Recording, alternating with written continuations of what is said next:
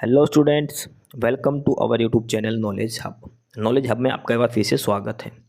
Student, आज की इस क्लास में जो हम करने जा रहे हैं वो है क्वेश्चंस HSSC CET के रिगार्डिंग, यानी कि हरियाणा जो CET होने वाला है उसके रिगार्डिंग ये हरियाणा जीके की मोस्ट इम्पोर्टेंट क्लास है। और इसके अंदर हम मोस्ट इम्पोर्टेंट और मोस्ट रिपीटेड हरियाणा जीके के MCQ क्वेश्चंस इस क्लास के अंदर हम करने वाले हैं।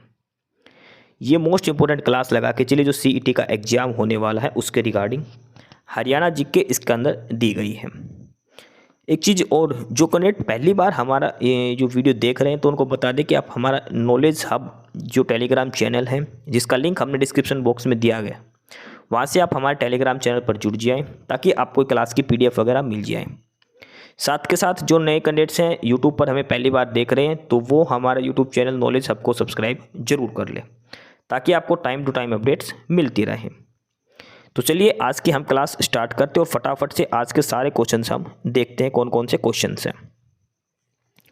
क्वेश्चन नंबर फर्स्ट है कि 1191 ईस्वी में मोहम्मद गौरी और पृथ्वीराज चौहान तृतीय।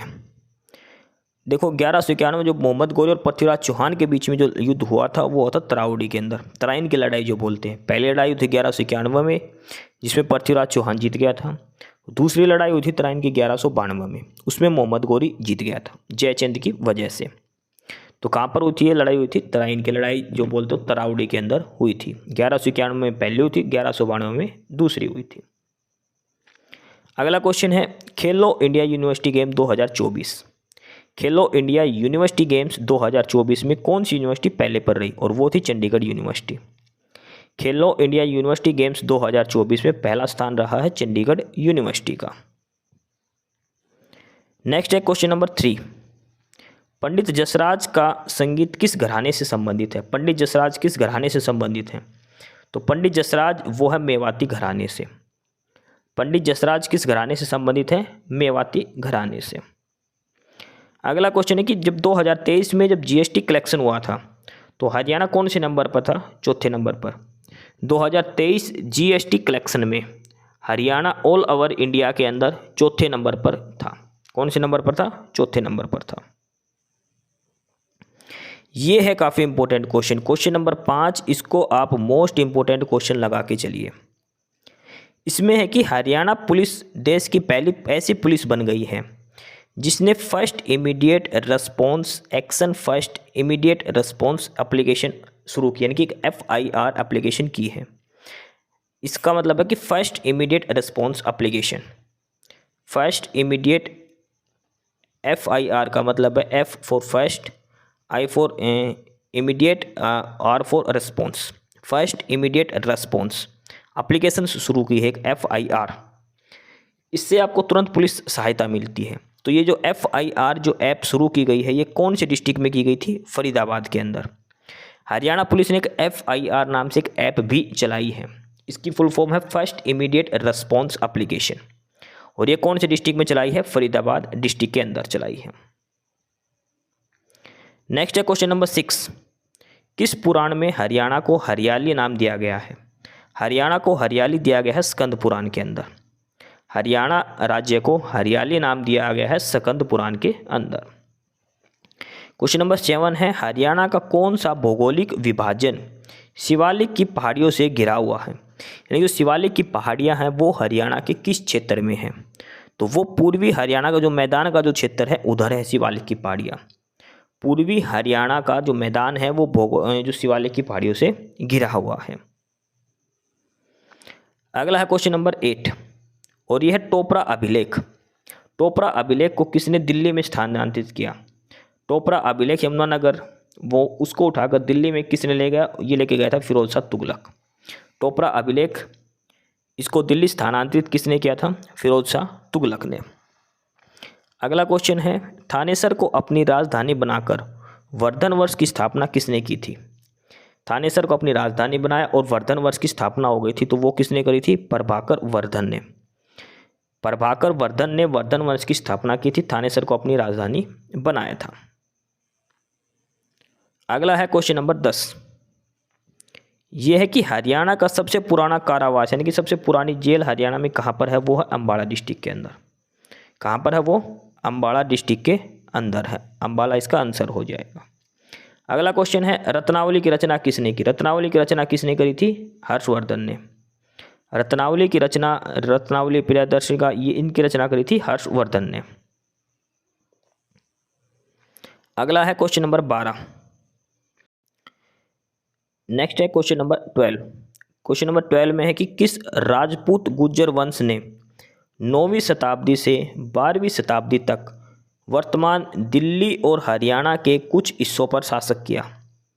यानी कि कौन से वंश ने 9वीं से 12वीं शताब्दी तक दिल्ली और हरियाणा के कुछ हिस्सों पर शासन किया? तो वो था तोमर वंश। कौन सा वंश था? तोमर वंश। अगला है, पुष्पदंत की प्रसिद्ध रचना कौन सी है? पुष्पदंत जो कवि थे उनकी प्रसिद्ध रचना कौन सी है? और ये है सतखंडागम। सतखंडागम। और जो शिव तांडव स्तोत्रम है वो भी पुष्पदंत के द्वारा लिखा, तांडव स्तोत्र हो तो उसके द्वारा लिखा गया है, रावण के द्वारा। और एक और शिव महिमा जो है वो पुष्पदंत के द्वारा लिखी गई है। अगला क्वेश्चन है कि जो हरियाणा की जो पहली स्पोर्ट्स यूनिवर्सिटी, जो खेल विश्वविद्यालय, जो स्पोर्ट्स यूनिवर्सिटी है वो कहाँ पर है?